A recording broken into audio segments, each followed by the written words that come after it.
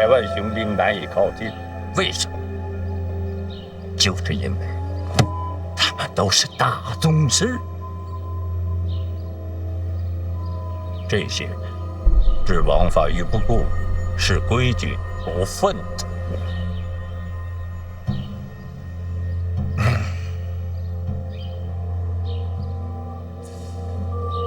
你说他们还是人吗？是战略性武器？错，武器没有喜怒哀乐，可能束缚他们的也只有人性了。这些所谓的大宗师，其实是这世上的顽疾。那您还赶走叶家？我是想看看叶流云是否还有所谓的亲情。那他要是真急了，怎么收场？他叶家还有人在京都啊。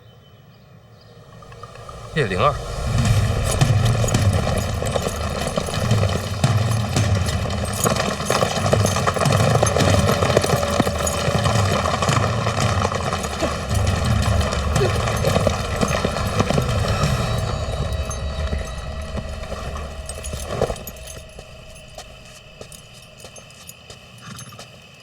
我跟您一起去定州。灵儿，爹，对不起你。把你留在京都，并不是为了保护你。知道爹为什么去定州吗？守备失职。那是责罚，所以，我们叶家必须有一个人留在京都。你，就是爹选出来的质子。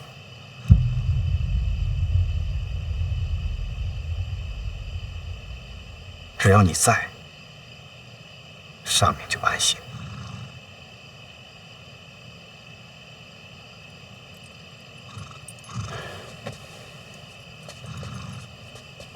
莲儿，对不起，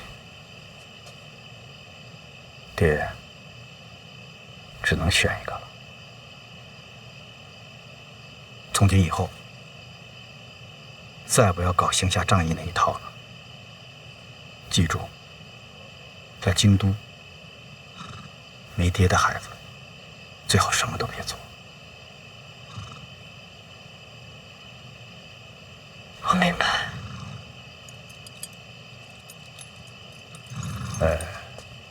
最近你对二殿下观感如何呀？为什么问这个？你可以嫁给他，但是别把他放在心上。为什么？如果陷进去了，就没有退路了。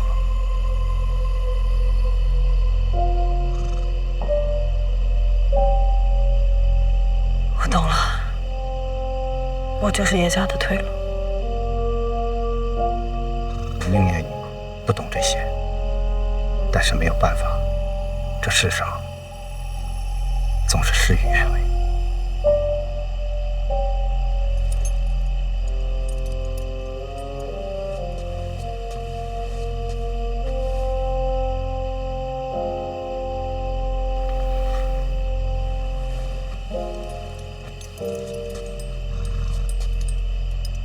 谁都别恨，好好活着，我的女儿。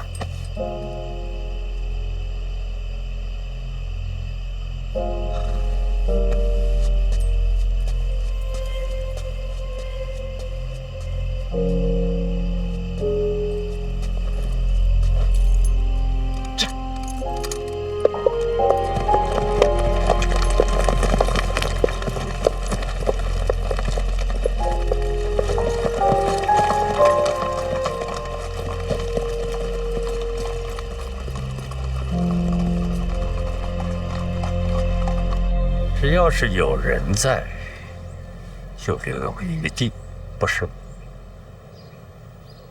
叶灵儿之所以留在京都，是因为和老二的婚约。您从赐婚那天就想到今天了，为什么告诉我这些啊？降空庙朕腹背受敌，你放下了朕，去救老三是为什么？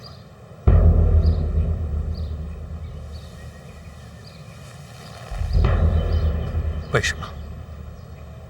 当时那一剑，程要是不挡，三殿下可必死。那在你的眼里，朕的命还不如老三。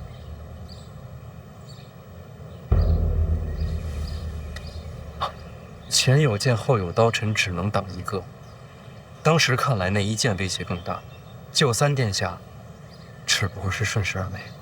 你完全可以拿老三当挡箭牌啊，你就不至于受伤嘛。事发突然，臣来不及想那么多，只想着挡箭救人。你好生歇息，等你好一些，朕带你去一个你想去的地方。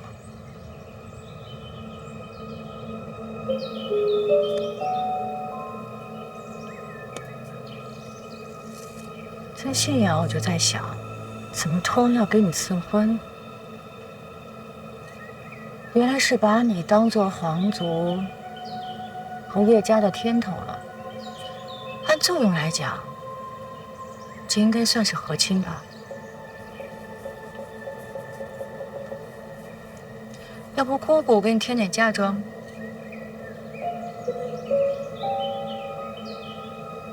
姑姑，咱们是同盟。你都一败涂地了，我跟个废物同什么盟？您现在不还住在我这儿呢？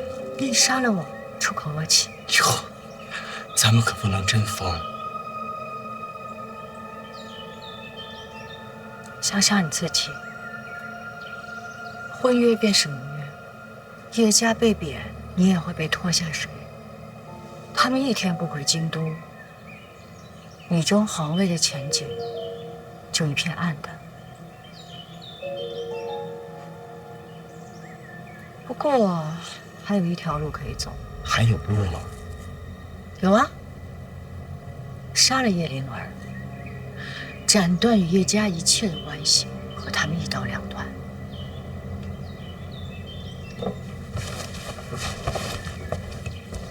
李安，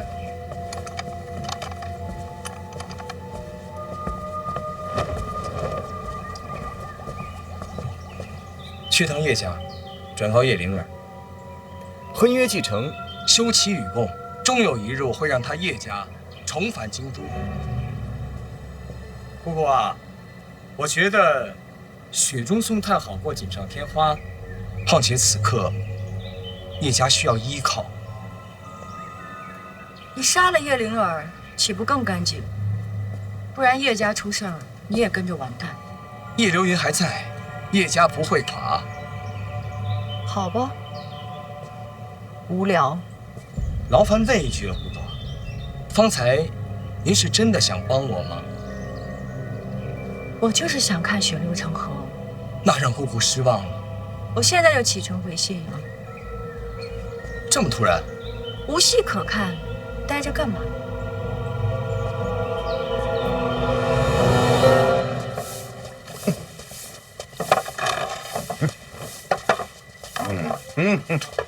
老爷，老爷，老爷，老爷，吾爱如山，您才是人间第一凤。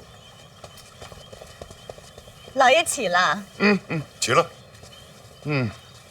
得须当户部。饭前弄来的银子得用在赈灾上。哦。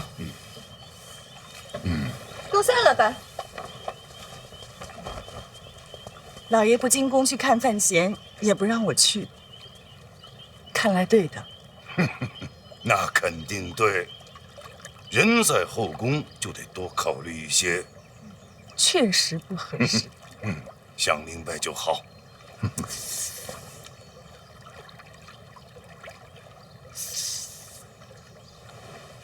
怎么了？是头发乱了？这发冠换个颜色吧。什么颜色不颜色的？怎么我打了一个盹起来，都如此的古怪？什么情况啊？我们都听说了。听说什么了？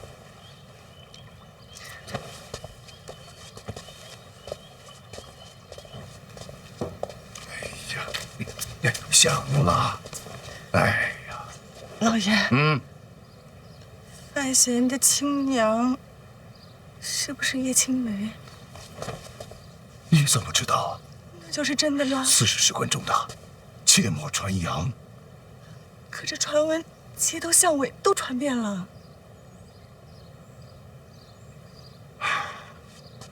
怎会如此呢？不仅如此，还有什么？范闲是不是陛下的孩子？这事儿也传遍了。真不是老爷您的错，陛下荒唐了。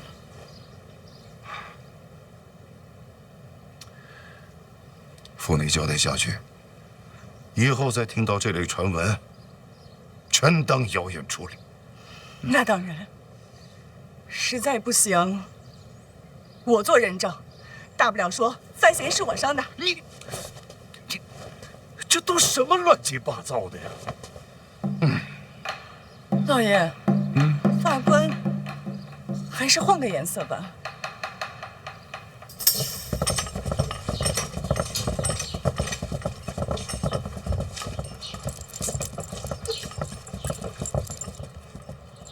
姑姑，您这真是准备回信阳吗？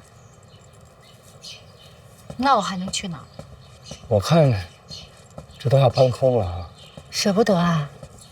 那倒没有。姑姑，这名册与账本本身就是我们共有的，里面的内容但凡泄露一点，与敌国走私这罪名都算是轻的了。姑姑会害自己吗？那当然不会，安全第一嘛。就是因为京都太危险了，所以这些呢要姑姑替你保管。都到这局面了，姑姑还不信任我？我若是信不过你，我偷偷就搬走了。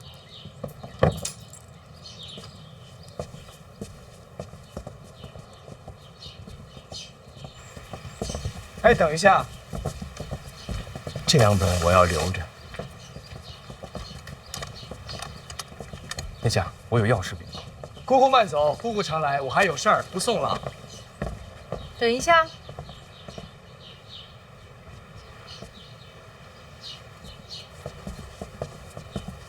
书，给姑姑路上解个闷儿。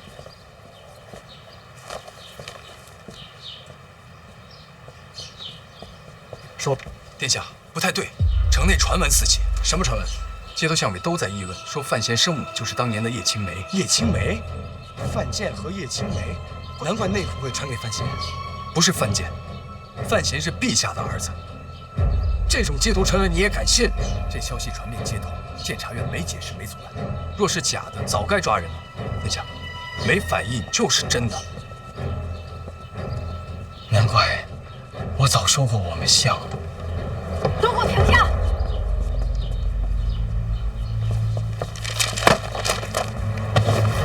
再说一遍，他是谁儿子？陛下，我说他娘。是叶青梅。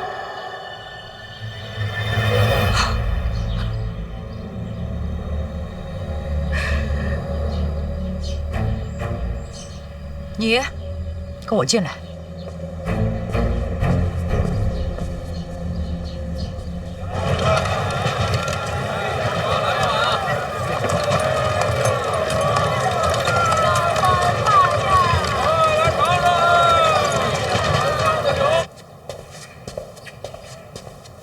有人擅闯！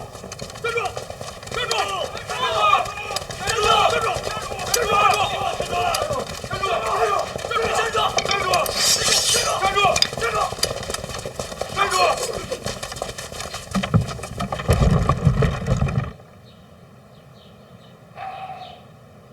监察院既有重地，你一个户部的闯进来作甚？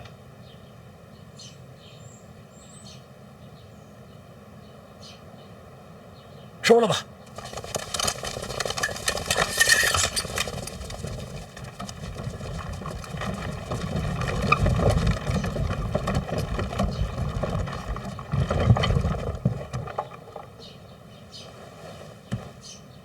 范闲身世，满城皆知。我知道，你知道有什么用？如何收场？还有，这消息一夜之间传遍京都，动作之快，匪夷所思。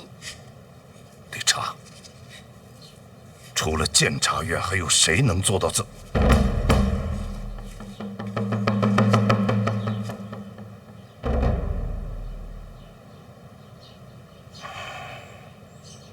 是你们。准确的讲，应该到午时之后，消息才可以传遍京都。陛下的意思？这种事只有陛下点头。为什么？范闲舍身救驾，陛下感动，那就把他往绝路推。臣子变皇子，那是升迁。范闲身世藏这么多年，不就是为了他安全吗？叶青梅这3个字代表什么？有多少人爱他，就有多少人在恨他。仇恨这东西，一旦染上，就不会褪色。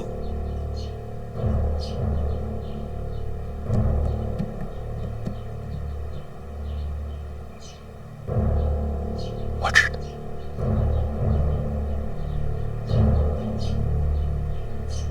我知道。不要他死！公主，冷静。我很冷静。叶青梅的儿子必须要死，怪不得要把内裤交给他，这是要物归原主呀。以范闲如今的身份，陛下不会允许有人杀他的。可这是陛下欠我的。这么多年，陛下需要什么我就给他什么，他不方便做的事情是我在去做，他不愿意查的人是我在帮他查，是我，不是别人。我为陛下尽心尽力，就算他要我赶出京都，我也如他所愿。姑姑，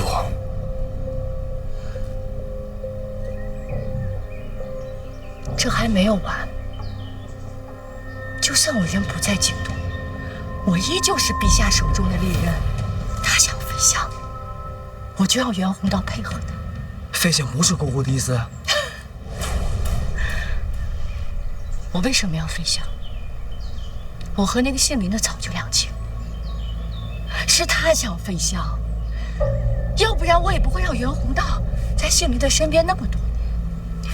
是我这么多年，陛下要我做什么我就做什么，可是他现在依然要那个女人的儿子把内裤从我手中夺走。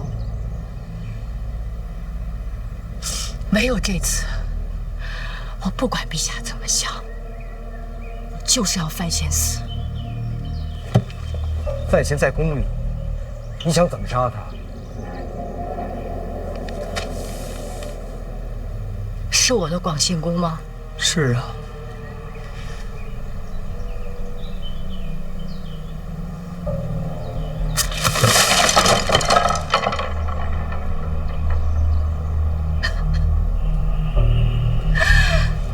我的广信宫，范闲住着，把我轰走了，他却住了进去。等等，等等。其实换个角度想，以范闲现在的身份，最慌的应该是太子。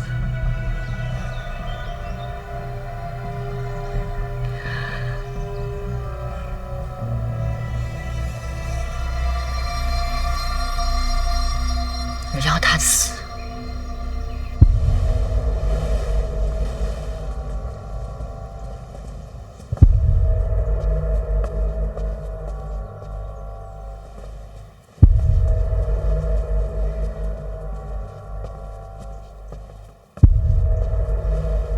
禀告殿下，皇后驾到。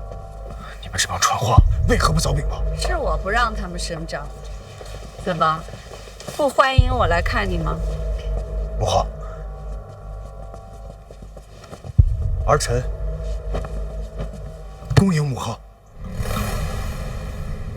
都下去吧。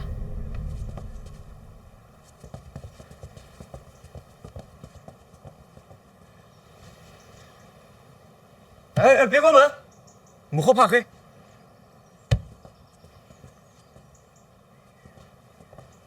母后许久未出寝宫，是不是这次慌了。范闲的事儿你听说了吗？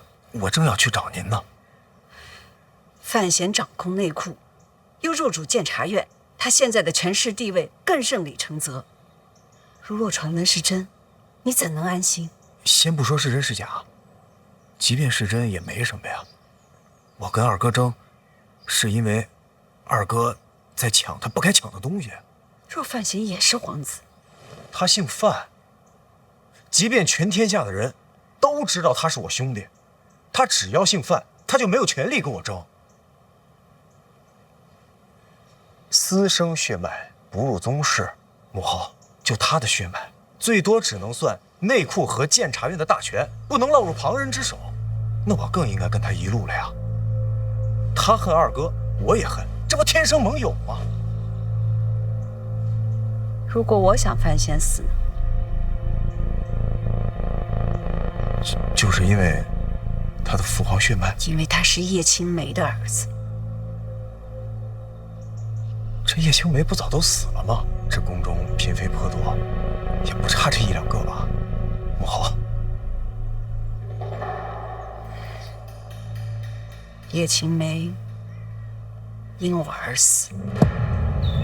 叶青梅的死，虽然没人再提，但是我多少知道些。她当年不是死在皇后一族手里吗？皇后一族也因此遭到屠戮。那我们就等皇后出手，冷眼旁观不好吗？皇后的心机和手段我都佩服，可唯有这件事指望不上。为什么？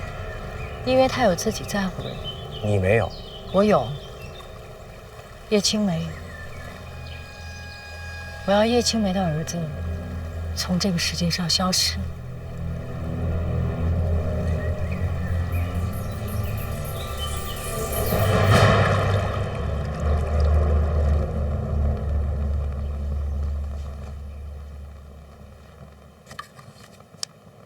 也就是说，杀叶青梅是您的族人所为，并非您亲自杀她。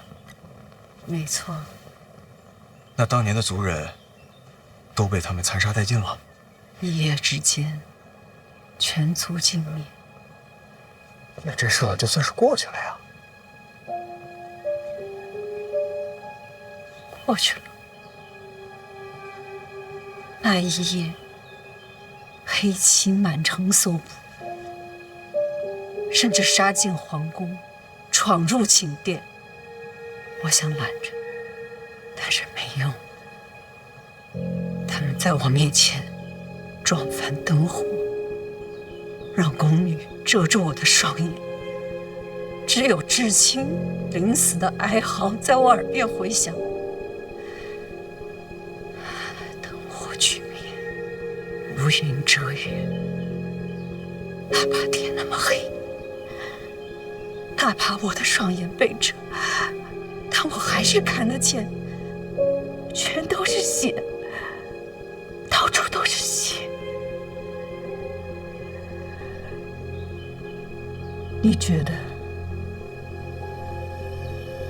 这些都过去了吗？那杀他，不是您亲自下的命令吗？重要吗？那这事儿就等于跟您没关系啊。对了，知道这件事的人应该不多吧？很少。那就更安全了。行凶者死了，往事烟消云散，那我完全可以跟范闲同仇敌忾，一起对付二哥了。凶手已死，烟消云散，可他们是我的家人，也是你的家人。可若是范闲发现了此事，和我反目成仇了怎么办呢？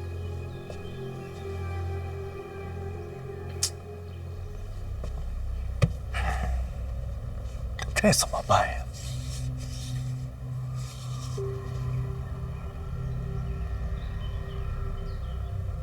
母后，要不然您去跟范闲认个错。您看啊，这件事情已经过去那么久了，而且行凶者已经付出了生命，那既不是您杀的人，又不是您下的令。如果我们那摊开了，给范闲认个错，这事儿不就等于过去了吗？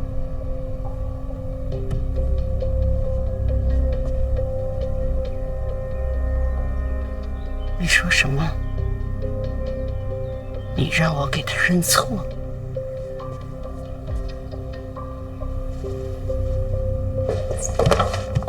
好，儿臣知罪。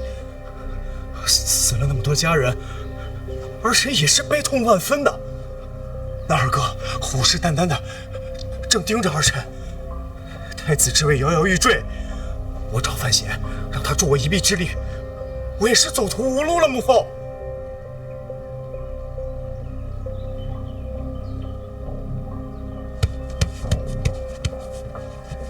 好，你相信我，有朝一日，如果真的到了那天，我一定会亲手杀了范闲的，为咱们家人报仇。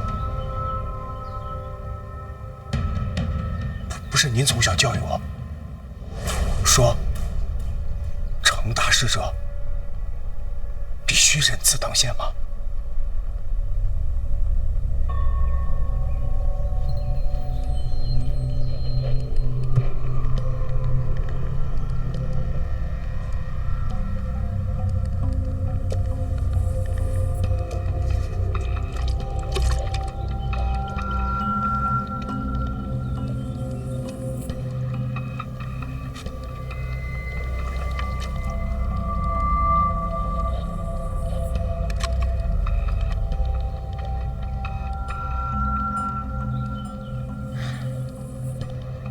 你说的全对，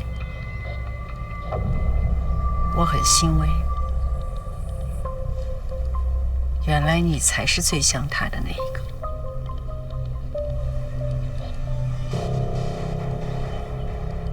母后，儿臣这些话也只能讲与您听，因为儿臣是您在这个世上唯一的亲人了。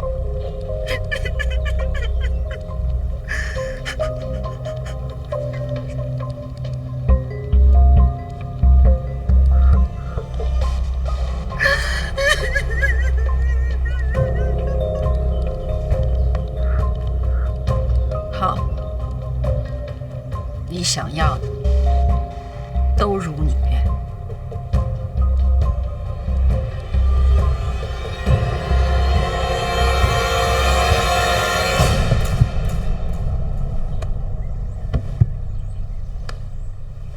别一直磕了吧，不合适。再合适不过了，你可救了他的命。那也没必要磕这么重吧。没事儿，他自己愿意。自从你救了他，程平天天提起你呢。对了，你伤口还疼吗？啊，没事了。哎，晕了。没事，歇会儿还能磕。这婉儿和若若呢？怎么没见呀？啊，若若啊，让太医拉去教医术了。你可真行，这开膛破肚那本事，这你也传出去？医术本就是救人。那婉儿呢？回家取些衣服啊，我想着还要在这儿住一些时间，顺便把轮椅也带来。轮椅家里也有？之前装病的时候，陈院长送的。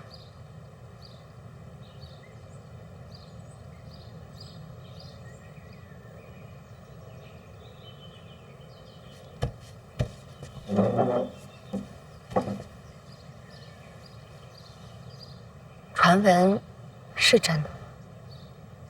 我不知道。若是真的，那程平跟你的关系就更近了一些。我真不知道。我想让程平拜你为师。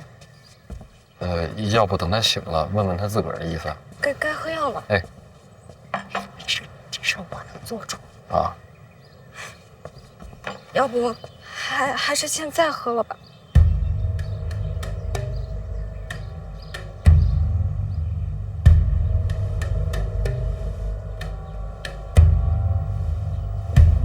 干嘛非得下毒啊？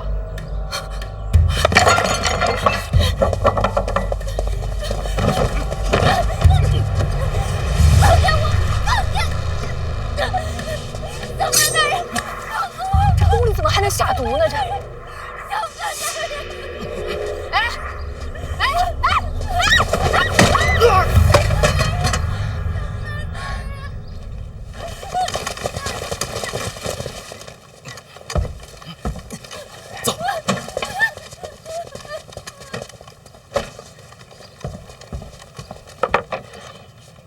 怎么是你啊？宫点被贬，我临时顶一下，你安心养伤。刺客我来打。今儿可不止这两个，动手行刺的都是在广兴宫行走多年的熟人作案。我会把广兴宫的人彻底换一遍，行刺的事情也会告知父皇，定会给你个交代。多谢。要不要叫太医？啊？没事，他这还没磕完呢。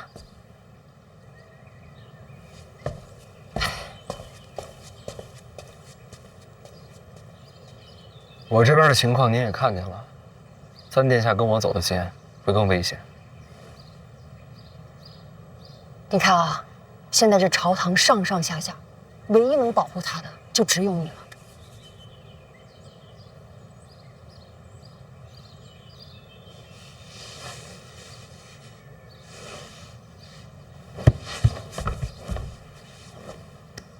不用接着磕了吧？拜师心一定要诚，我们俩说好的，磕晕了算。刚才已经晕了，这不是醒了吗？醒了就不能算。您就不心疼自己儿子？为母则刚，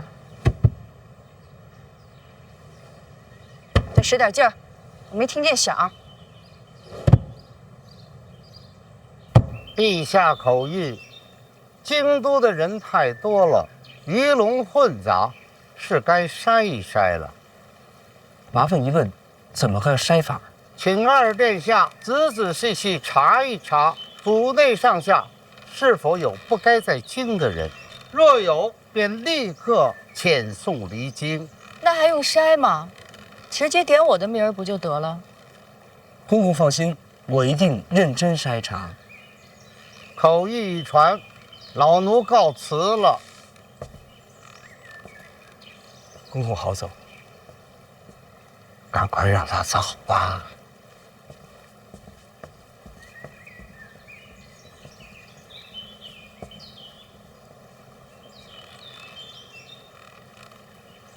姑姑，杀范闲可不是儿戏啊！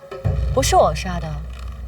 广兴宫动手那些都是跟随你多年的，虽然审完都说自发，没人信啊。我会蠢到用那些宫女太监吗？再说我知道范闲是学毒的，我还对他用毒？那会是谁？我是疯，又不是蠢。你意思是皇后指使的？这事儿不对啊！皇后杀人怎么如此儿戏？不好猜，我也懒得猜。姑姑，如今陛下逼你回信阳，打算如何应对啊？范闲要接手内库，必须要掌控三大坊，他一定会去江南。京都不好动手，可江南是个好地方。也不好说，虽然没了武功，身边护卫也不会少。叶流云在江南，怎么？大宗师会帮姑姑杀人？你猜？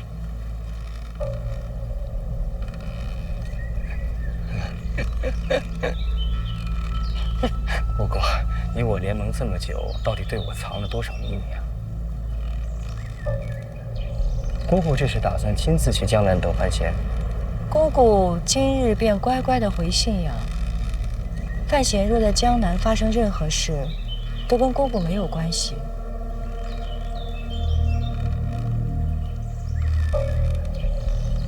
你好自为之吧，我今日便离京。那就不送了。我也再试试，如果能够在京都杀范闲，就不辛苦姑姑了。怎么杀？你要进宫？我也不蠢，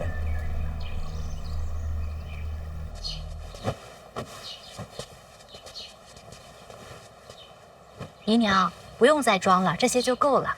休养几天，很快就回来了。这可说不准。婉儿，范闲身世的传闻你该听说了吧？听说了。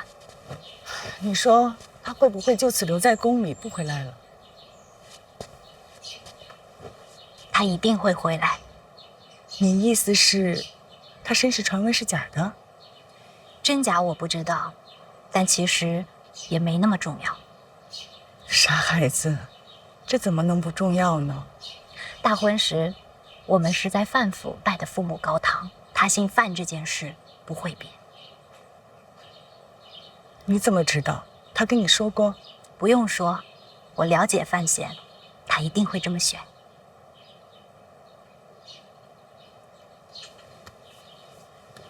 这孩子运气真好，能娶到你。是我运气好，才能遇见他。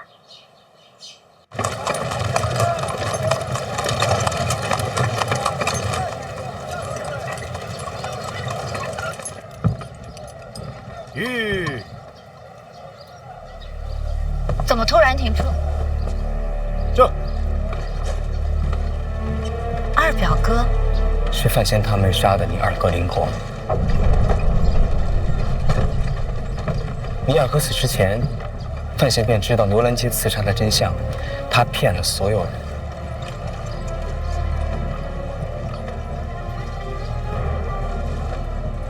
请下车。灵儿也知道。你若不信，可以叫灵儿来当面对质，便知真假。你何时知道的消息？有段时间了。大婚之前你却不说，受人之托，况且那时候说没有任何用。你只不过是想借刀杀人罢了。至亲之仇，你不报吗？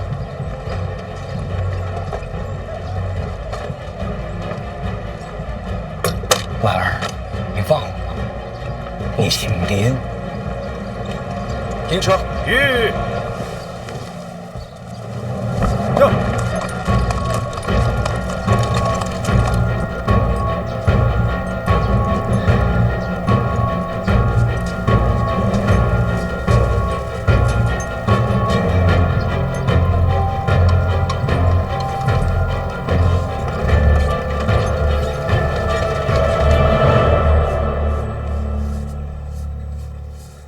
老师这字真好看。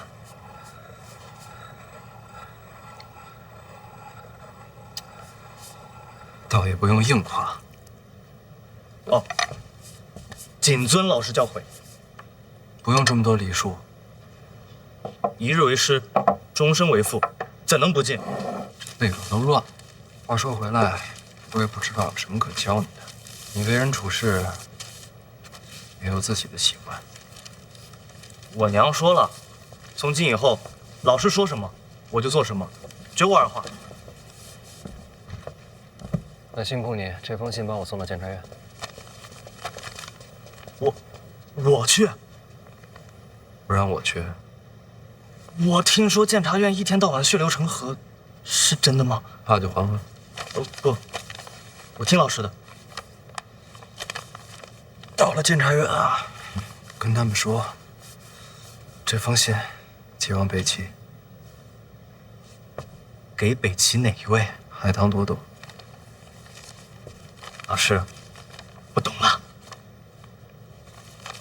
你懂什么了？我一定好好保护这封信。你是不是误会什么？我现在就去。不用，这么晚了，明天再说。老师，我先走了。你放心，一定完成嘱托。去。师母晚了，我先告辞了。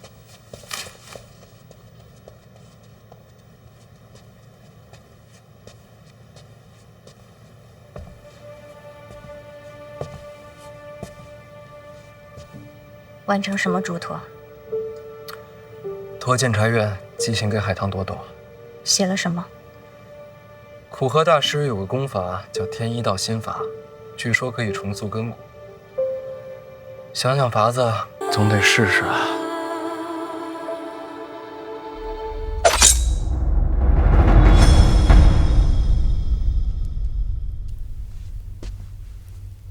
你刀不要藏在袖子里，容易伤到手。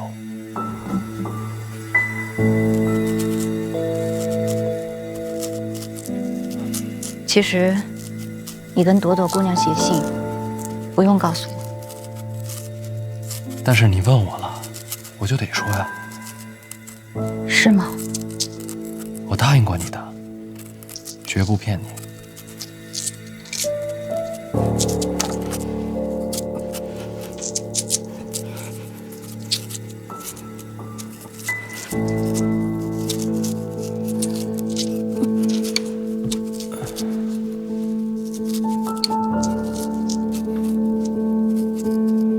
婉儿，你是不是有什么心事啊？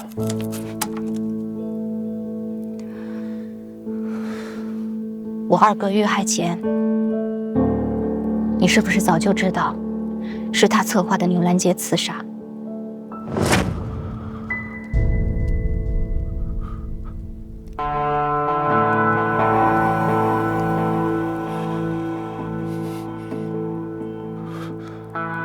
那天在醉仙居跟司丽丽在一起的人是谁？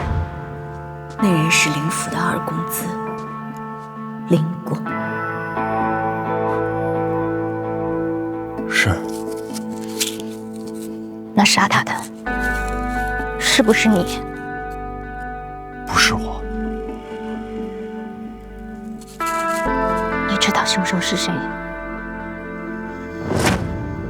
我杀了林果。谁给你的权利杀人？是小姐给的权利。知道。是不是你身边人？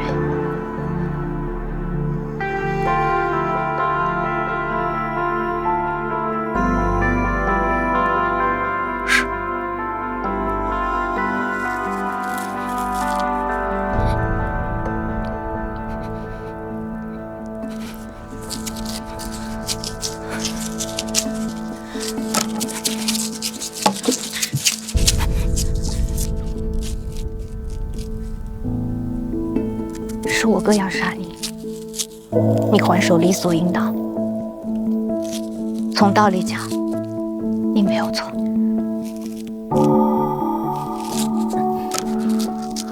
可是活在这个世上，不是只有道理就够了。那是我哥，我从小染病，没法出门，是他一次次进宫来陪我。想着法儿的哄我高兴，你明白吗？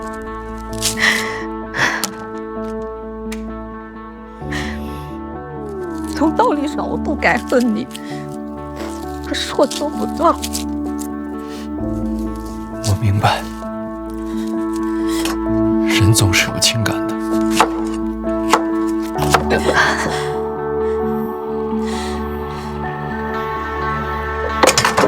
为什么不骗我？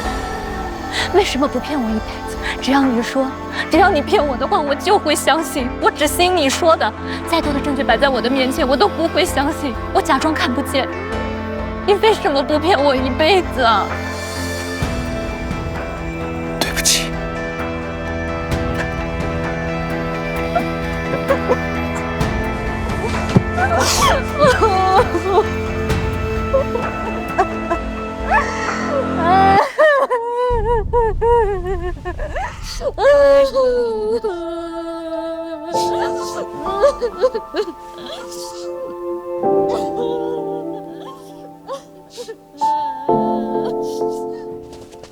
皇后殿下，哎呀，您慢一点，这不合规矩啊！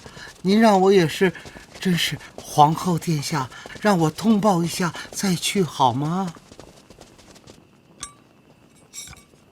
你听我说，我怎么也得去报告一下你再进呐，您说是不是啊？好。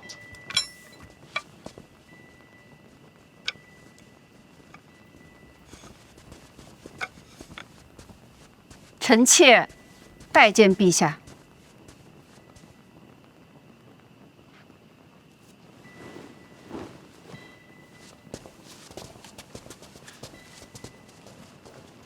难得一见啊！当年血案之后，再没见过。朕好像记得你怕黑，是吧？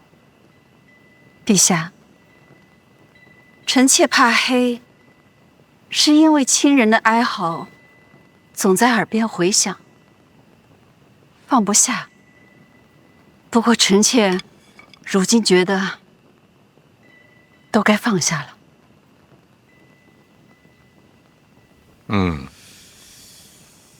陛下，臣妾是来认罪的，何罪之有啊？悖逆不道。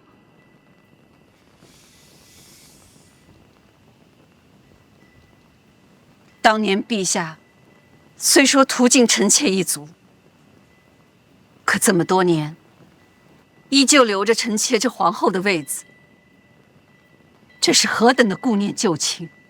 臣妾不仅不醒悟，数年来心怀愤恨，甚至对陛下避而不见。如此绝情绝义，臣妾之罪，罄竹难书。你这是来寻死啊？实在是罪无可恕。那干嘛不去悬梁啊？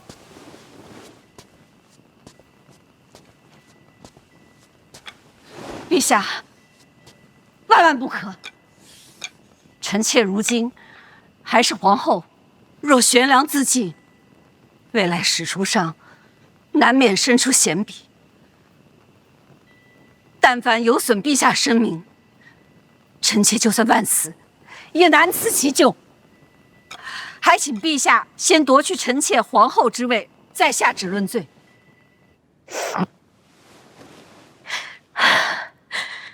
我真过不去。我知道，不管你做什么决定，我都理解你。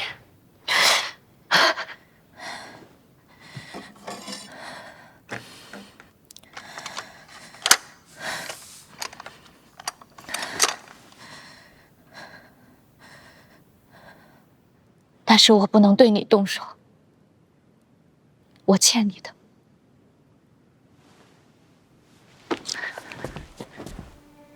是谁动的手？告诉我一个名字。是不是你那个巫祝叔？你说过，他从小陪你一起长大。是。我哥也是。如果你的巫祝叔遇害，你会怎么办？我会发疯，会复仇。我也一样。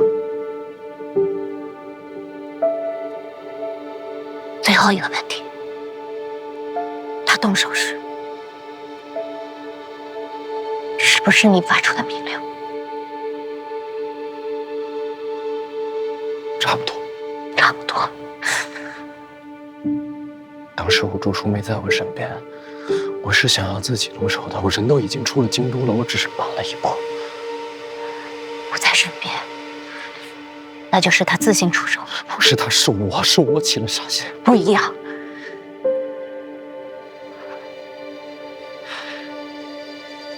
我要杀了他，我要杀了巫祝。巫祝叔跟古河交过手，他的身手与大宗师无异。我知道。你恐怕伤不了他。我也知道，但是能不能，不代表该不该。婉儿，我不会让巫祝叔伤害你，同样，我也不希望你伤害他。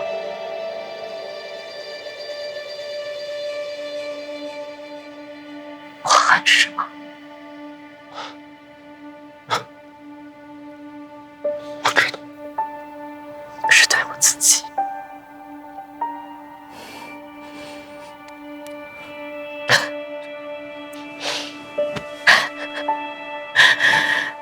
我都不敢相信，刚才你说不是你下命令让他出手时，我竟然松了一口气。因为这样一来，我就可以把所有的恨都放在巫祝一个人身上。我竟不敢恨你，所以我对我自己很失望。在那一刹那，我选择了你，背叛了我二哥。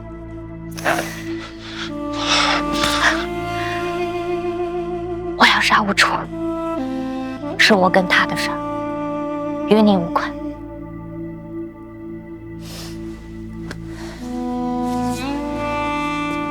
就这样吧。告诉我这个消息的是我二表哥，他是想切刀杀人。既然二表哥落子，就定有后手。我先回去了。如果他再来找我，我帮你打探消息。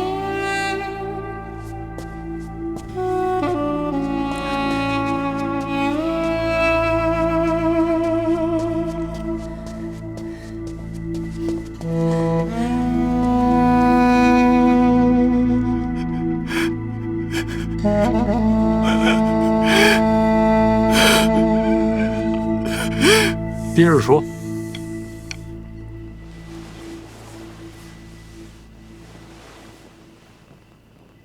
至于罪名嘛，广信宫范闲遭遇刺杀，臣妾身为后宫之主，自有失察之嫌。以此论罪，名正言顺。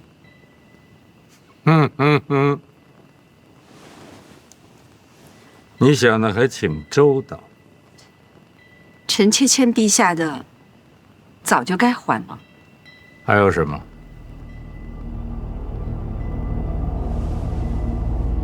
臣妾死前想去看看范闲。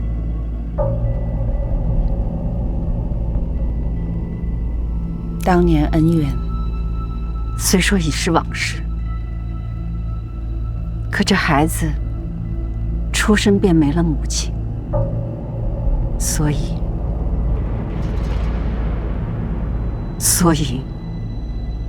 我该给他认个错。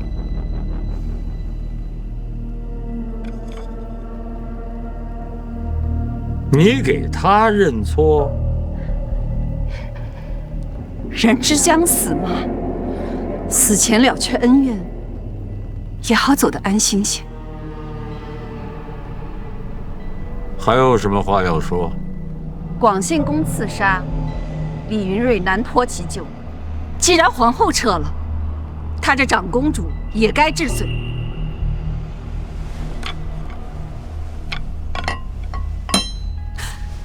不敢欺瞒陛下，这请求既有公义，亦有私心。臣妾舍皇后之位，化去范闲怨仇，免得陛下为难。至于李云瑞嘛，算是断了李承泽的臂柱。这一切也是为了太子。太子温良醇厚，最重孝道，心中除了对陛下的尊敬，再无其余念头。当然，臣妾今日所求，太子一无所知，是我一意孤行。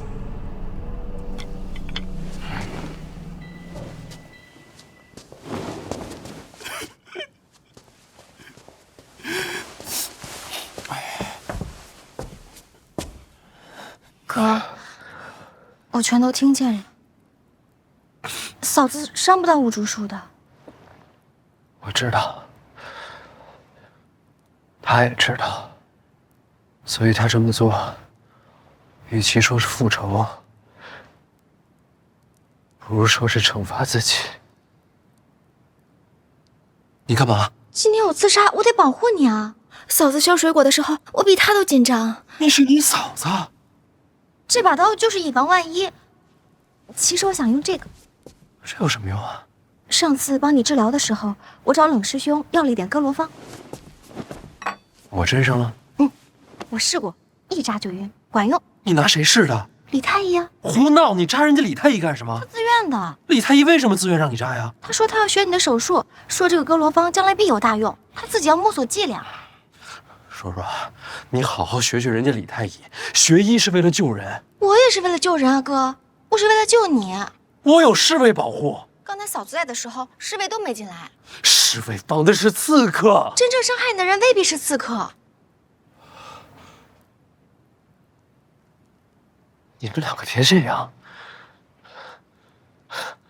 一个要杀武竹叔，一个提刀在边上守着。哥，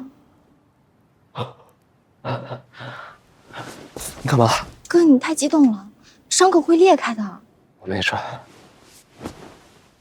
你嘴上说没事，心里比我还要紧张。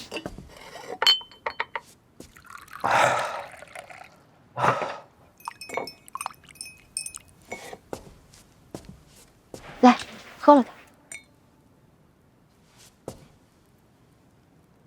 我就放了一点点剂量，最多只会让你熟睡。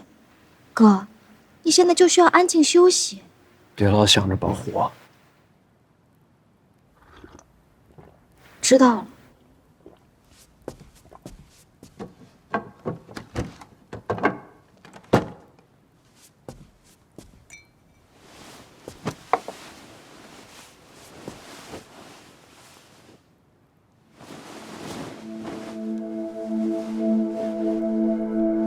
如果你见到武竹叔，我知道的，让他别伤到嫂子。我说，这件事情还没结束。没事的，哥，别想了，睡吧。以武竹叔的身手，不会让你为难的。但愿吧，有武竹叔在。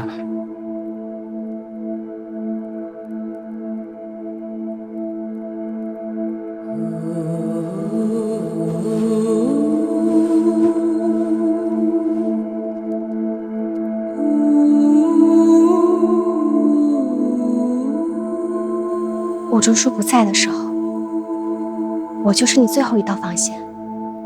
你放心，无论发生任何事，我都会守在你的身边，永不缺席。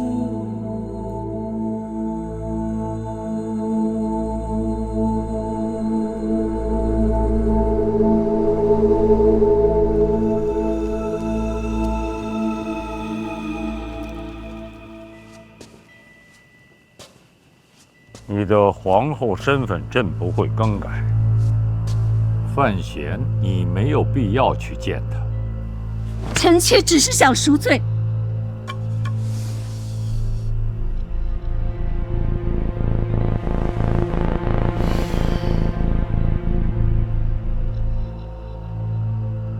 还是好好的活着吧。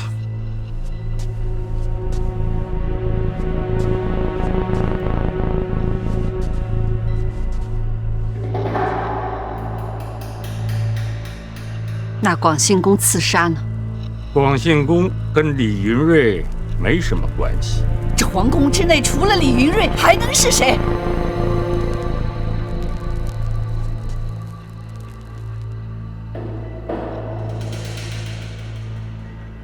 你已经耗尽了我们夫妻的缘分，今后不再见。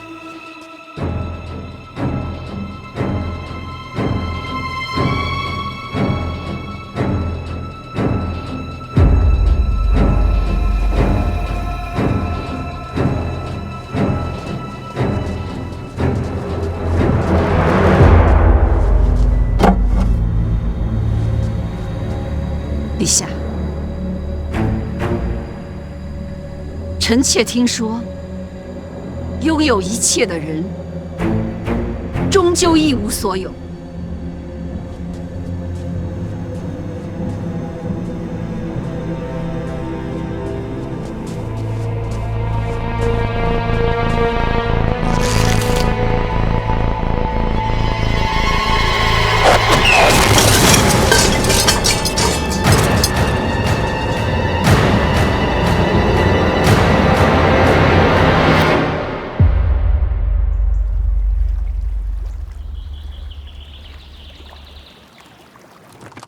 出城是陛下的旨意。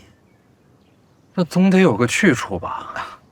上次那刺客，陛下说小范大人没有好好的赏花，再去一次，单赏一回。我能不去吗？啊？想一出是一出。那辛苦各位，帮忙抬一下吧。小范大人上车了。是。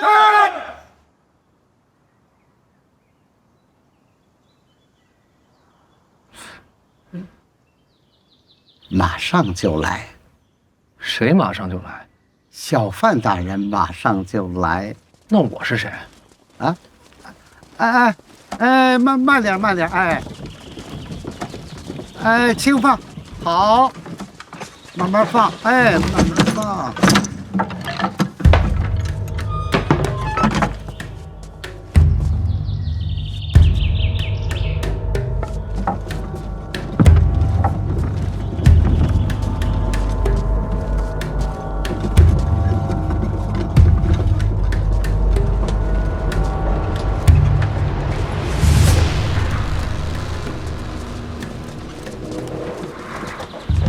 抬小范大人上车。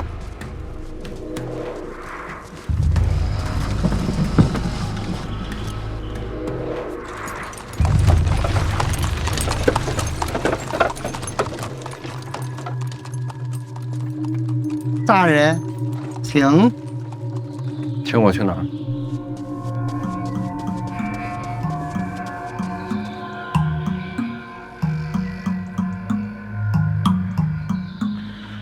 什么意思？往后他是范闲，我是贾人。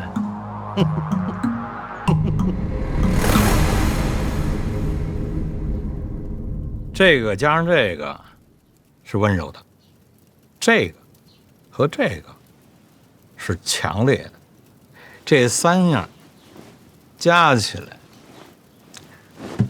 无解。来，让一下。你们都下去吧。有事儿？避避风头。不，谁这么大本事，能把您给赶到这儿来啊？范建，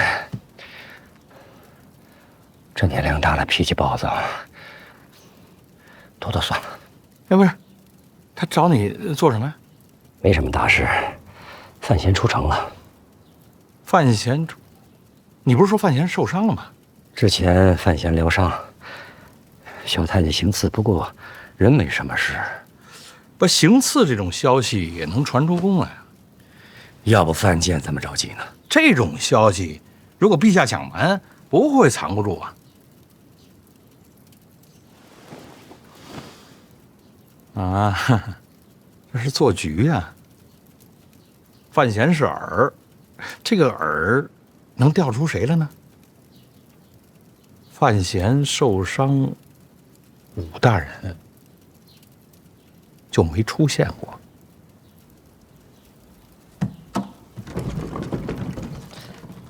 所有人都说废介只会用毒，他们错了。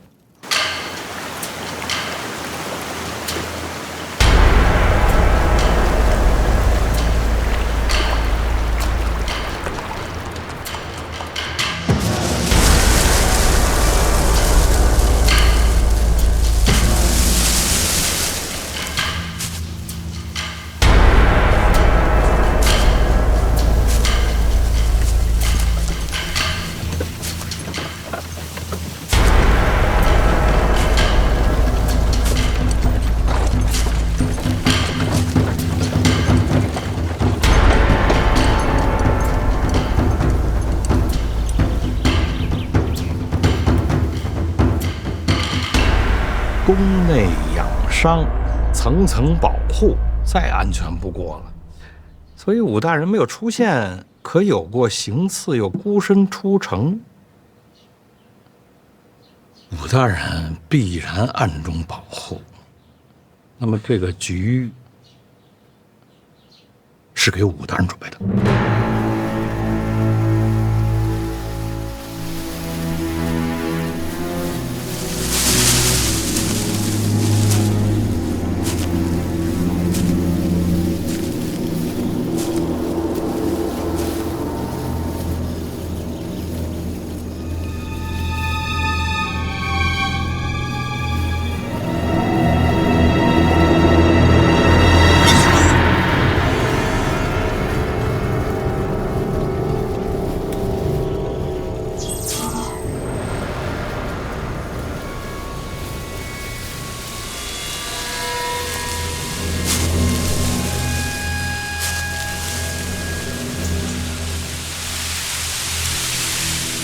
有个问题过不去，只有大宗师才有资格跟武大人交手。叶流云在江南，苦河并未南下，四不见还在东一城。难道是宫里边那位？不对呀，宫里那位要是真动手的话，谁胜谁败还不知道啊。他要是重伤了，这平衡就会打破了。陛下不会冒这个风险。把我关在这儿，是因为我追查的太紧了，离真相太近了。江南那个杀人犯不是武大人，大人偷袭我时用的兵器与武大人相似，招式也相似。他对监察院的人下手，是为了引出武大人。陛下愿意配合神庙使者，共同追捕神庙背叛者。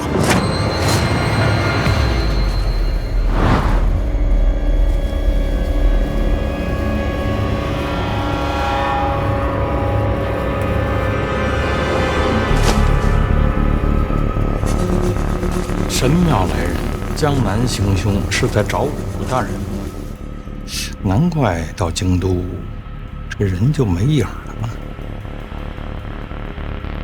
是陛下抹去了他的踪迹。此事也尘埃落定了。陛下就这么想杀武大人吗？如果想杀，洪四强该出手啊。不对啊，陛下和你不会犯这种错误。这次布局，陛下真正想看到的是两败俱伤。所以说，什么事情难不了你。院长，这种局你也配合呀？你就真忍心看着武大人送死？这么些年，神庙一直在寻龙补竹，不仅仅是今天。你的意思说，不止这一次？两败俱伤不可能，最后的结局是，你要相信他。院长，我有一个事儿不明白啊，你到底站哪一边啊？啊？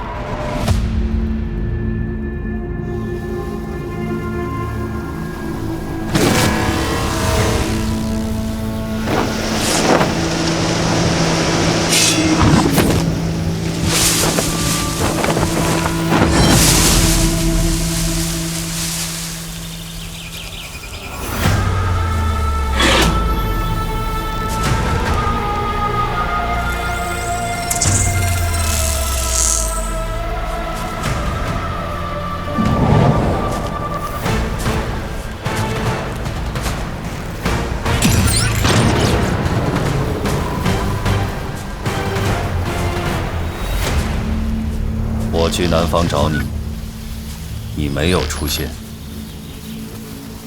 江南杀人的是你，我以为你会出现。为何找我？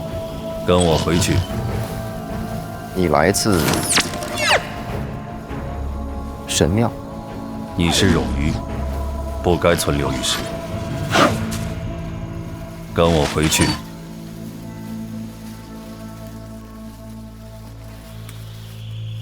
可以，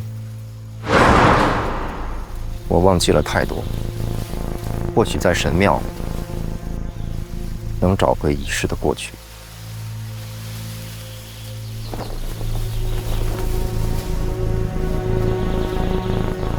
要回去的还有叶青梅，她已经死了。她有儿子，那是残留的痕迹。也是不该存在的错误。找到他，带回神庙。原来你并不知道他是谁。结论突兀，前置条件模糊，有对话进行判断。我应该已经见过叶青梅的儿子。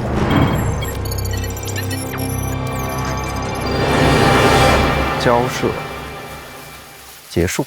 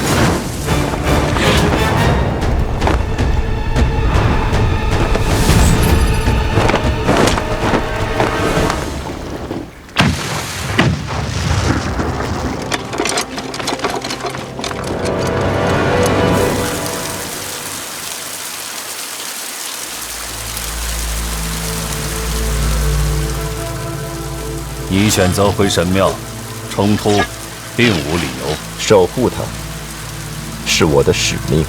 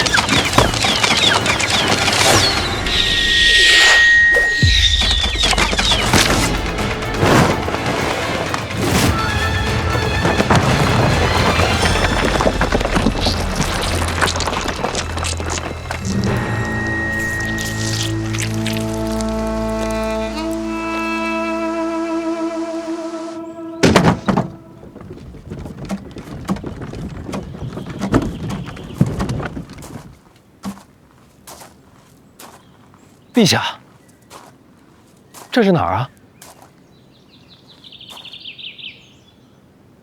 这个地方你早该来。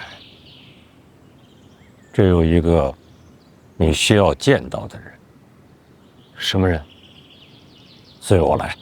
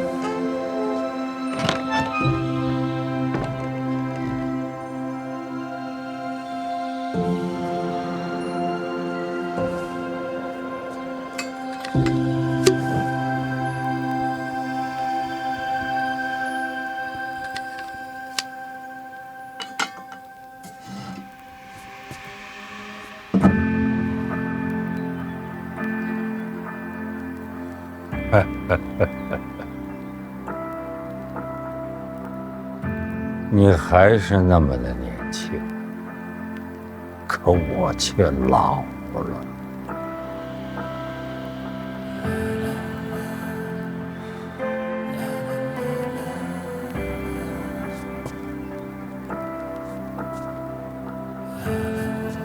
好好看看，这是你母亲生前留下的唯一画像。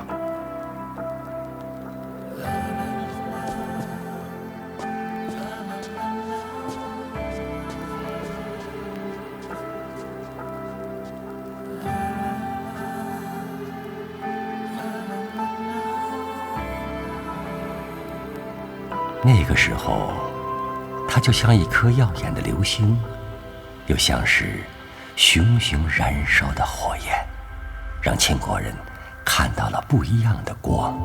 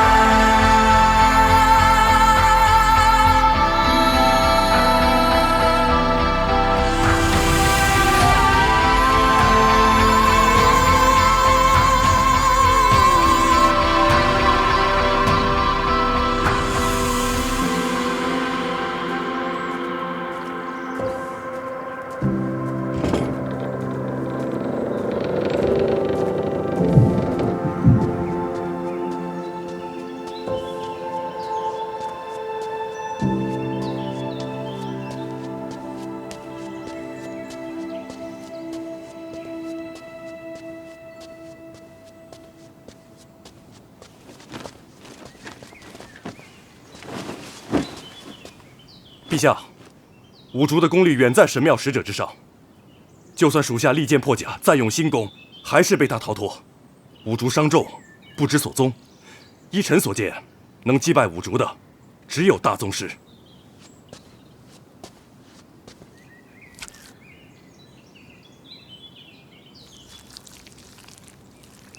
神庙使者，非肉身凡人。那又怎么样？照样得死。烧了他。是。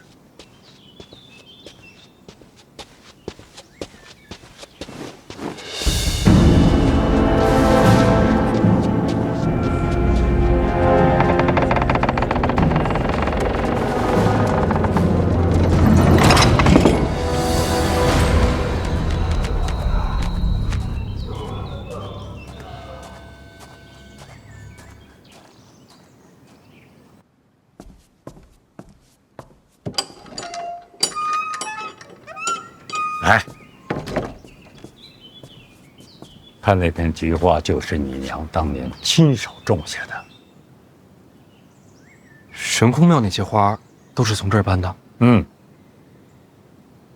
每次赏花，您都带着她。她喜欢呢。她喜欢花，她喜欢所有活着的东西。为何画像上的我娘如此年轻？哦，那张画像是当年朕认识她的时候，她就这样。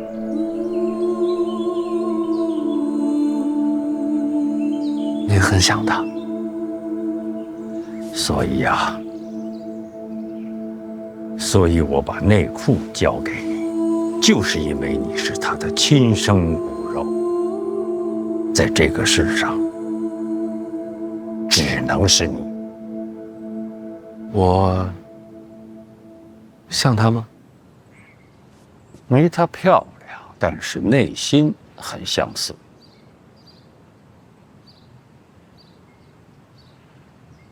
我没她那么勇敢。记得当年他跟朕说过，皇帝这个差事不好当，要有强大的内心和坚强的意志，所以有些东西是要舍弃的，包括这样的仙女也会动了凡心，最后嫁入了南庆皇室。嫁的哪位？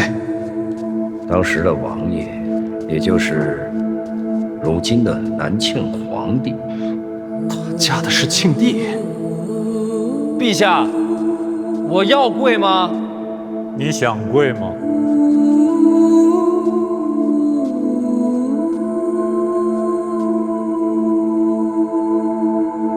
不想跪就不跪。叶青梅还为庆帝怀了个孩子，是庆帝的孩子。算起来，他和你年纪相仿。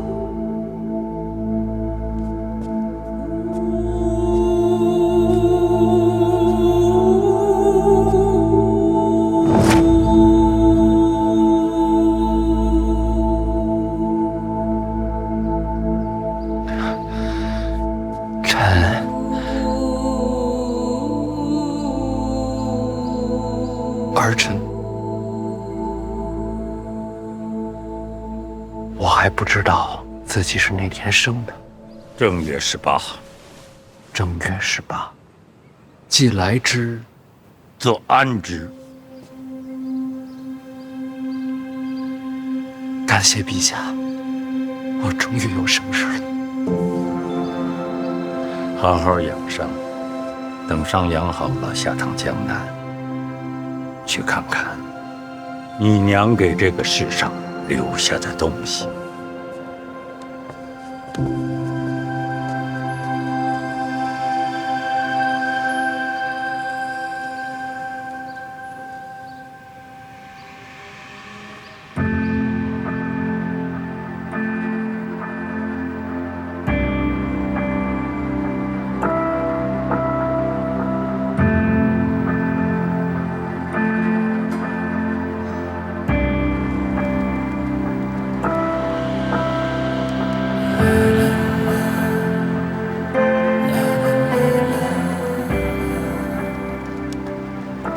很高兴认识你，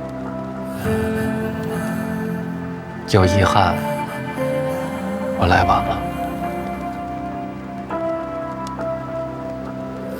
我们错过了，你好。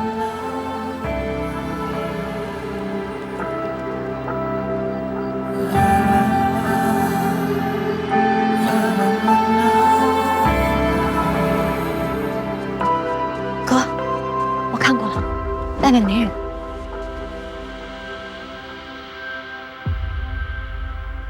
哥，你怎么了？今天是陛下第一次承认我是他的儿子。毕竟血浓于水。在他面前，我的每一句回答都恰如其分，有如沐之情，也带着一丝感动。哥，但这些都不是真话。叔叔，我一直在表演。为什么？因为我在害怕。害怕？是害怕陛下骗你吗？不完全是。我能感觉到他的情感是真的，但是不知道为什么，我总觉得在这真情实感之外，还藏着另一个他。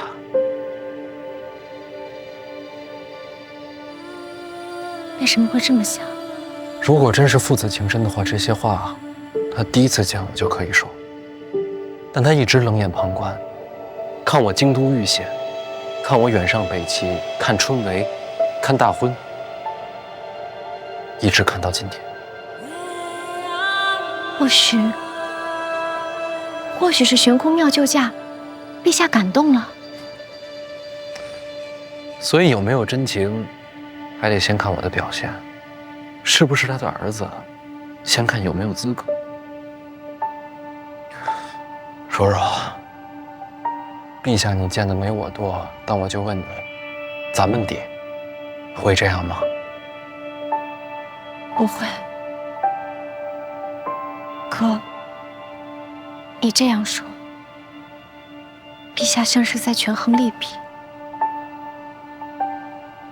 更可怕的是，我不知道这种观察是从什么时候开始，又会持续到什么时候。我也不知道对他来说究竟是情感重要，还是价值重要。而这样的我，到底算是儿子，还是妻子？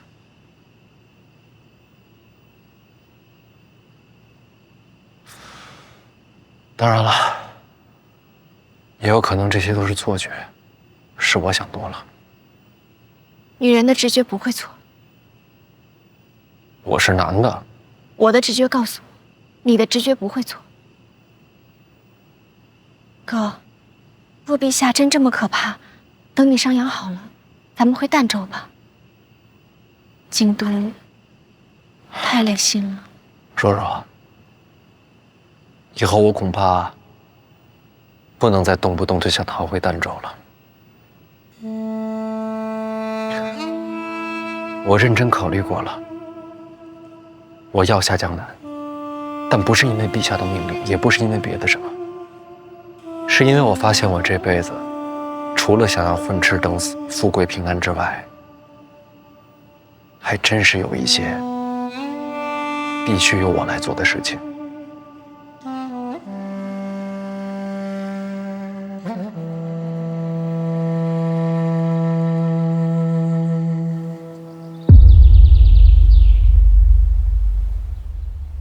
婉儿，婉儿，婉儿。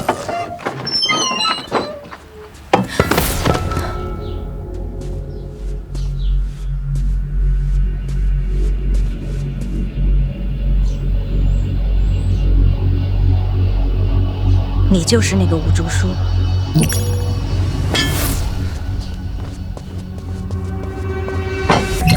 快让范闲去江南，去散大法。快让范闲去江南，去散大法。快让范闲去江南，去散大法。快让范闲去江南，去散大法。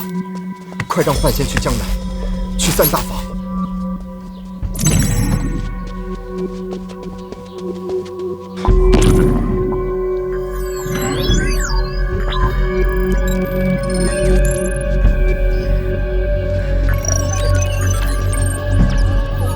是的，我是五竹。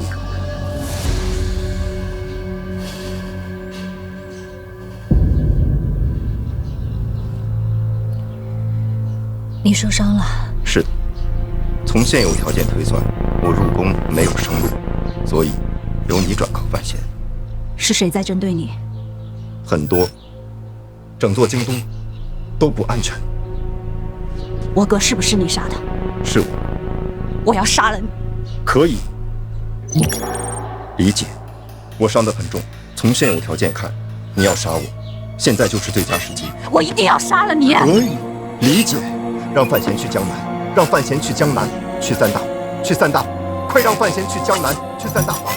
我要杀了你，但不是现在。去江南，去散大法。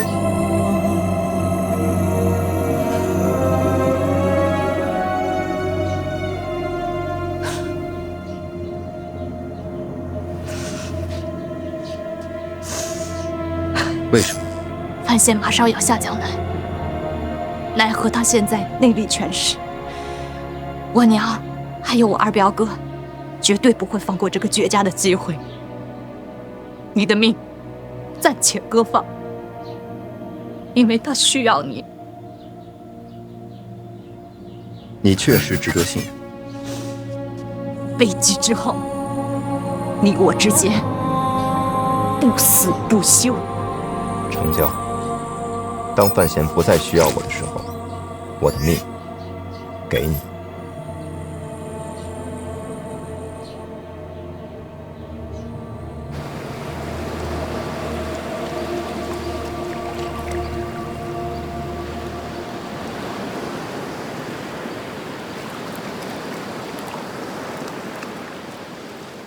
没想到啊，一眨眼，南下了。哎呀，大哥，你是不知道啊，多少年没出来过了，早该出来透透气了。说的是啊，虽然我人回到了京都，但我心里总是想着塞外的风光。听你们这么说，离开京都，好像是件很诱人的事儿。你还小，长大就知道了。哎，为这大好河山，咱们一起喝一杯如何？走。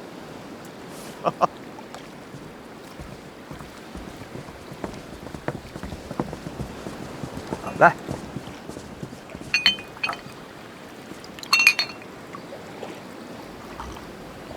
哎，这送别的阵仗，未免也太大了些。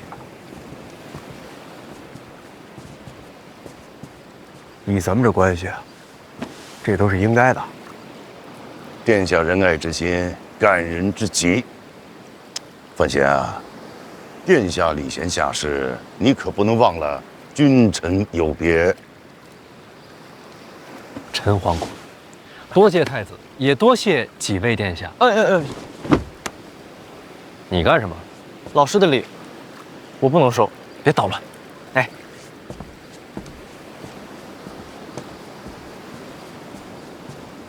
正好几位殿下都在，我也借这个机会跟你们诉诉苦啊。诉苦？说实话，我这个儿子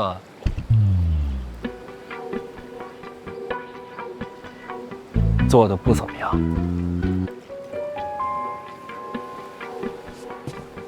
几位也都知道，我在儋州长大，不久前才回了京都。虽说一直住在范府，但心里总有事儿藏着，过不去，心里发慌。什么事儿啊？说出来听听。我替你做主，为什么慌呀？回来这么久了，还没进过范家祠堂，这像话吗？心里能不慌吗？临别在即，胆子也大了。父亲大人，正好几位殿下都在，也帮我做个见证。等孩儿从江南回来，怎么也该进祠堂，磕个头，上炷香。想清楚了，进了祠堂，入了族谱，你就真姓范？这话说的，我本来就姓范。差事先办完，其他的回来再说。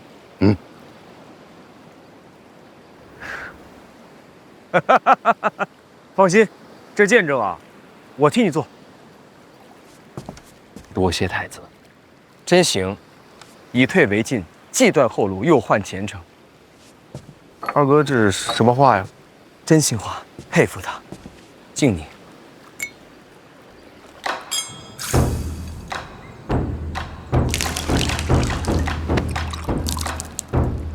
真气没了，南下要小心。真气没了，好过大势已去。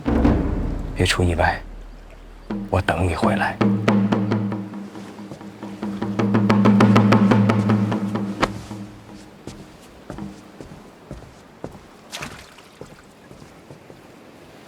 拿下江南，是拿回。嘿，这觉悟。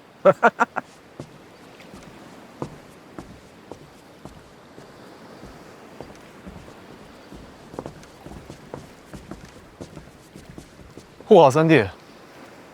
三殿下不跟你们一块儿回去吗？父皇让他跟着你。为徒者，当为师长执鞭坠镫。父皇恩准，与老师同行。去吧。有什么难处，飞鸽传书。不行，我就跑一趟。你还得坐镇禁军呢。大不了一撸到底，反正也掉不了脑袋。别老想着跑，京都也需要你这样的人。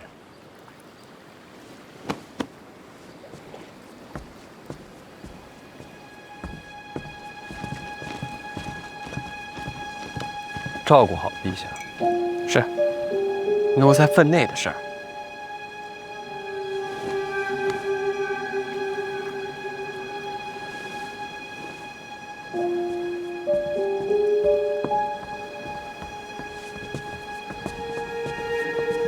江面上风大，爹，你们也回吧。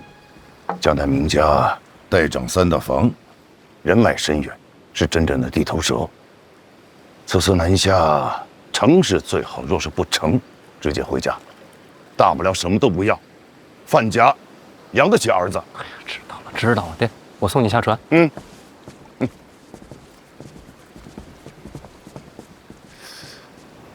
怎么了，爹？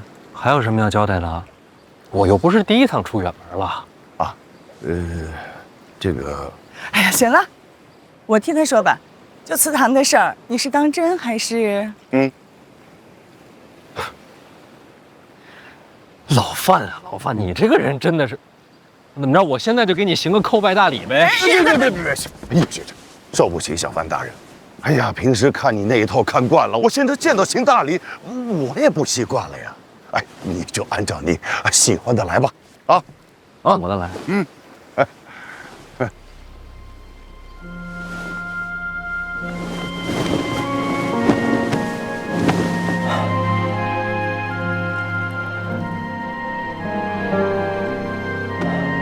我从小姓范，将来也是。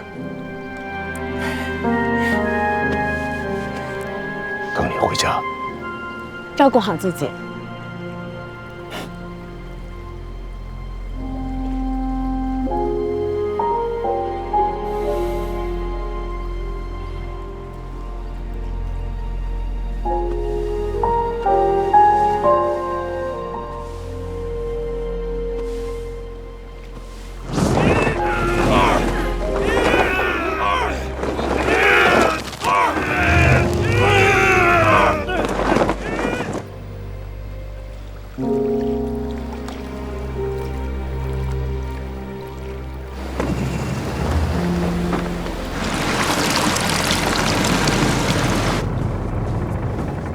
范大人，船马上就该起航了。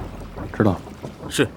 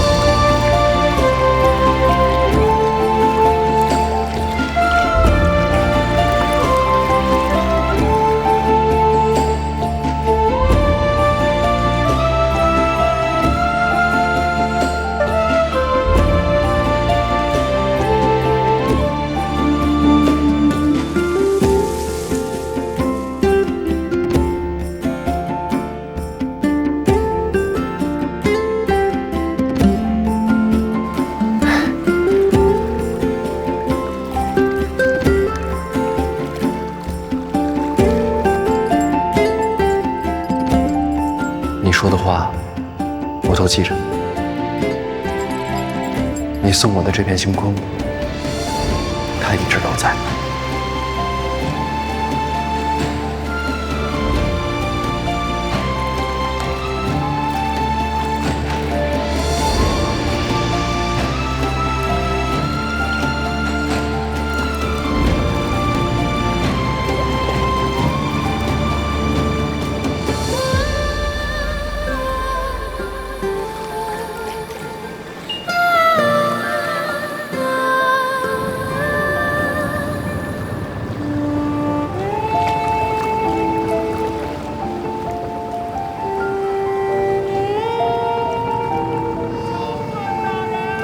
您大病初愈，先别动，带我去看看。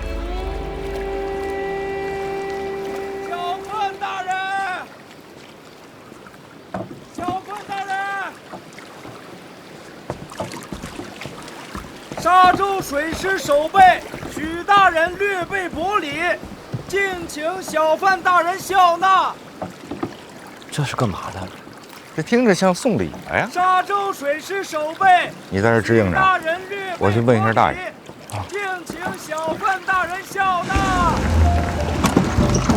沙洲水师守备，许大人有礼相送，请小范大人笑纳。你是哪儿的？啊，许大人，水师守备，这是许大人的一点心意，请大人笑纳。啊，好，来人，把这个箱子拉上来。啊，谢大人，谢大人。慢点。水师守备，记住了啊。来，小心。慢点啊。好，那辛苦了啊。那谢谢大人了，祝小范大人一路顺风，小的就告退了。慢走，来走。沙洲知府姚大人略备一些薄礼，祝小范大人一路顺风，前程似锦。好，拉上来。这还一个连一个，去拿个本儿，给它详细的记录下来啊。好。小心啊！沙洲知府啊，姚大人。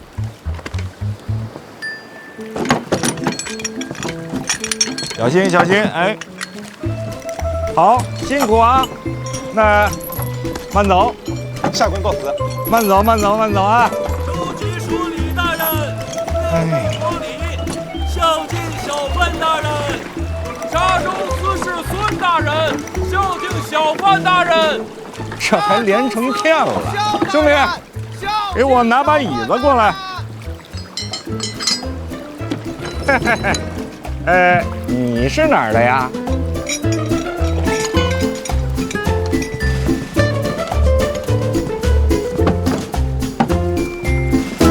你这箱子可是有点小啊！才到沙洲，收这么多礼啊？嘿，殿下，这说明啊，咱陛下的大庆啊，那是物华天宝啊，这人才辈出啊！原来如此。王兄啊，怎么有字不会写啊？那倒不至于，我是说，这么收礼不合适吧？大人在京都查贪腐清吏治，如今这个做派，怕是要遭人诟病。哎呀，没事儿，船上都是自己人，我们嘴严点，别让宫里知道。殿下，这话怎么也不该您来说吧？这是啊，你跟着大人时间短啊，但是你记住一句话：大人吩咐什么，咱们就做什么。大人从来没让人失望过。记清楚，清楚。看那边，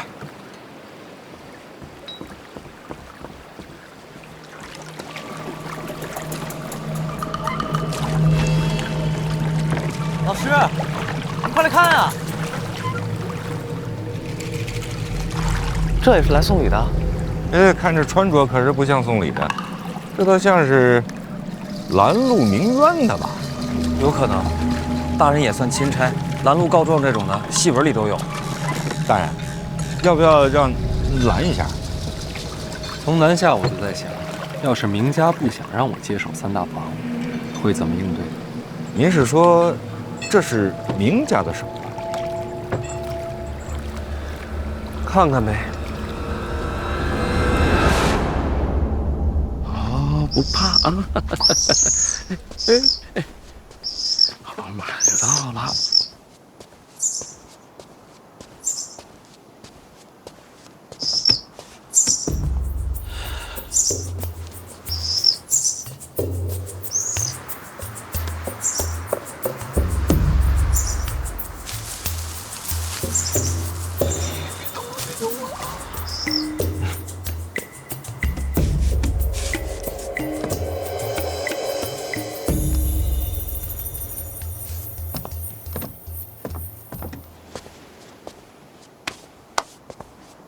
听说二位带了长公主殿下的手令啊？殿下有何吩咐？明家家主明清达，是我。敢问阁下怎么称呼？你刚才在上面干什么呢？啊，昨夜落风雨，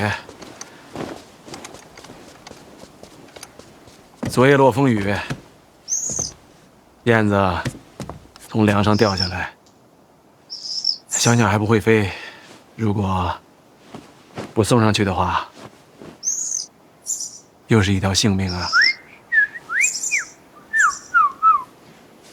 燕子窝。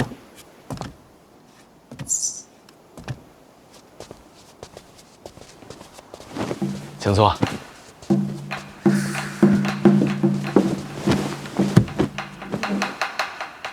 哈哈，来，请坐吧。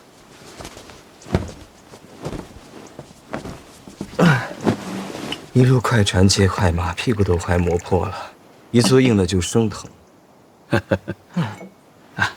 请用茶。过了。何事过了？明家这财力又是捞鸟窝，又是破衣袖，装的有点过，刻意了。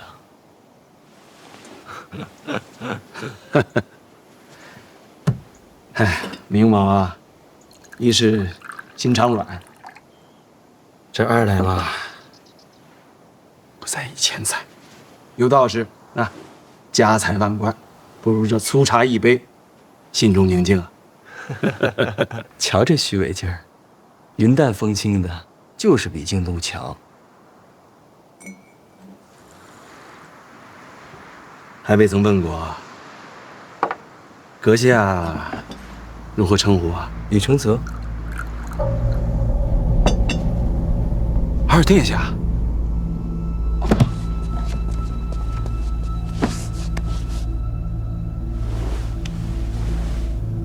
别跪了，起来吧。抱病来的江南，京都不知道。不浪费时间了，直入主题。殿下请讲。范闲南下，宁家打算如何应对？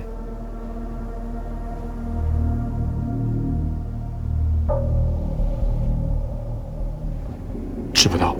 吃葡萄？啊？哦，吃不到，还真有趣儿。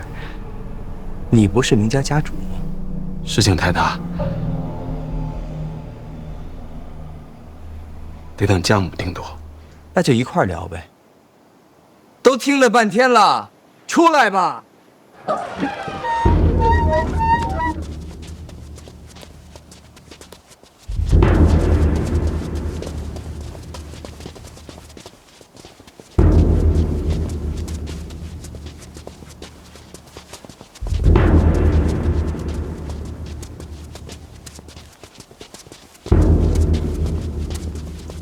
母亲，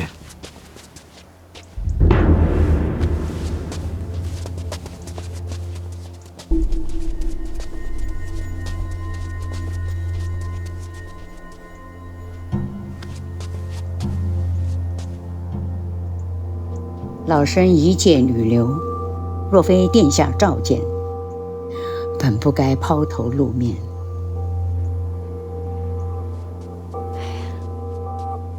你才是明家家主，大事小事你自己做主就是。若无母亲教诲，孩儿内心慌张。你这孩子，你都多大了，让我这个老太婆照顾多久？母亲长命百岁，比我长远。你呀，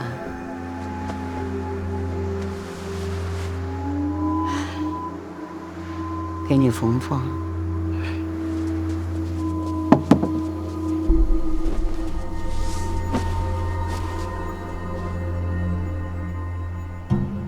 感情这云淡风轻是家传。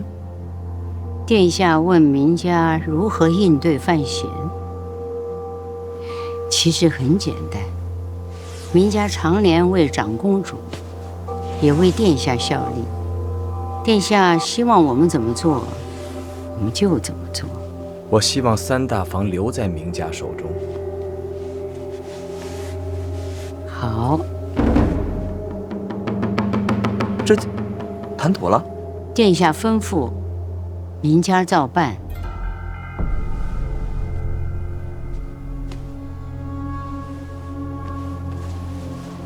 只是有一个难处啊。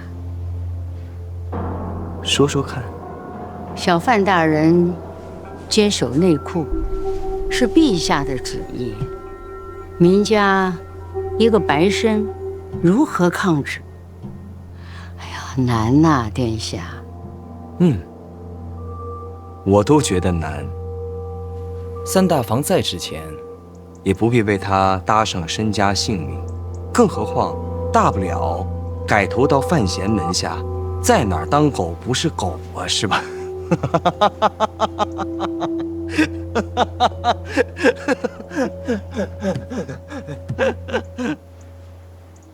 我是不是言辞粗俗了？殿下，明家绝无改投门庭之意，只求殿下指条明路。抗旨哪有明路啊？要有的话，我先走了。殿下，说个意思。二位啊，明路的确是没有了，万幸我给二位断了后路。郑明恩家有3子，领取赏银。明家下发悬赏令，募集各路豪杰，报名者皆可领取赏银。家有2子，明家下发悬赏令，募集各路豪杰，报名者皆可领取赏银。年纪尚幼，领取赏银。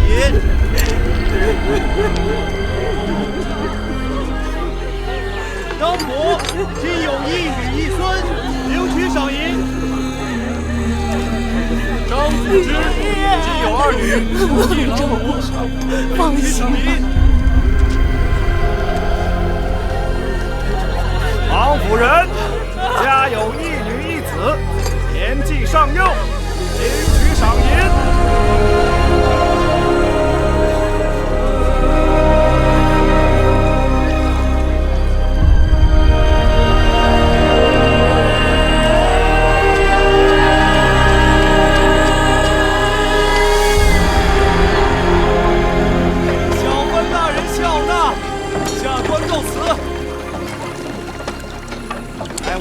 大爷们，咱们这是干什么呢？哎，不好意思啊，麻烦问您一下，咱这干嘛呢？没看见吗？在劫船呢。哦，劫船，劫船，劫船不得上来劫呀？上不来啊，太高了。哎，来几个人，给他们下个梯子。哎，对，弄个梯子下来，弄个梯子下来。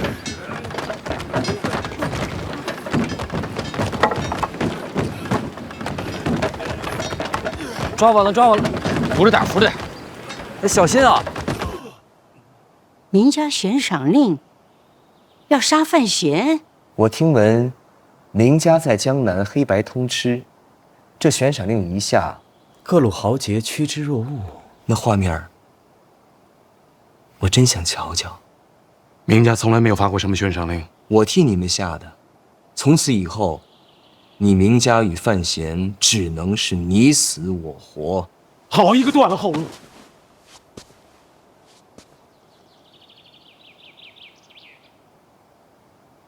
都什么时辰了？啊，过午时了。我说我这个头怎么晕晕的呢？殿下见谅，老身精力不济，每当这个时候啊，就得睡个午觉。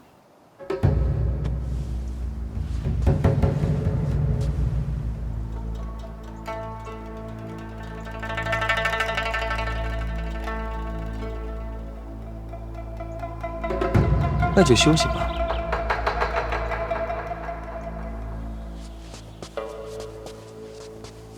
其实还有条路啊。你二人找批高手蜂拥而至，把我杀了，拿我的人头送给范闲，这死局就算是解了。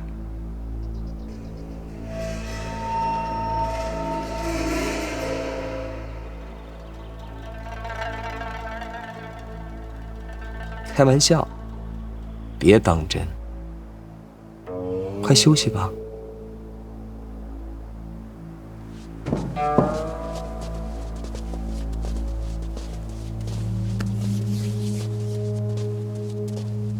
母慈子孝，这画面我看着都想哭。您歇会儿，宁家出了这个悬赏令了。是的，但凡砸船劫船的，都给赏钱。这你们这不成了水匪了吗？不是水匪，水匪不来，毕竟是官船呐，要钱总得要命，不是？那你们也知道这是官船，那你们就不要命了？哎呀，我们没得选啊。为什么？江北遭灾了，我们都是带着一家老小到江南来逃难的流民呐。要不是民家，我们恐怕都饿死了。你说你们都是江北的灾民？是啊。那江北赈灾的银子已经调过去了，你们可以回家了。韦大人，我们是想回去啊，就怕在路上饿死了。那这么说，是明家救济了你们？是啊。那明家这算是行善了？是行善吧？反正我们这些流民都在明家干活，开荒、修路，没人干的活都干，白天黑夜，没日没夜的干，不给工钱，就给口饭吃。官府怎么说？官府给明家送了个大牌匾，怎么写的？行善积德。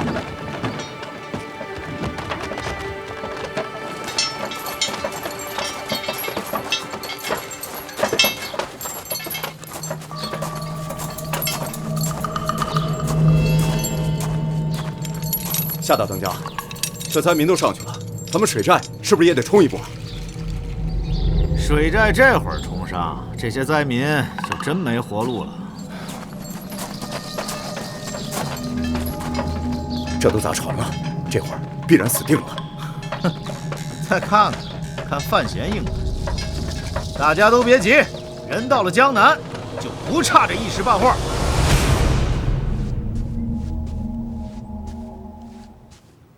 李承泽，这是要把我们往死路上逼啊！这就是你要说的？家中定有人暗投李承泽，不然悬赏令是发不下去的。谁是家主？我族中生变，家主难辞其咎，我该受罚。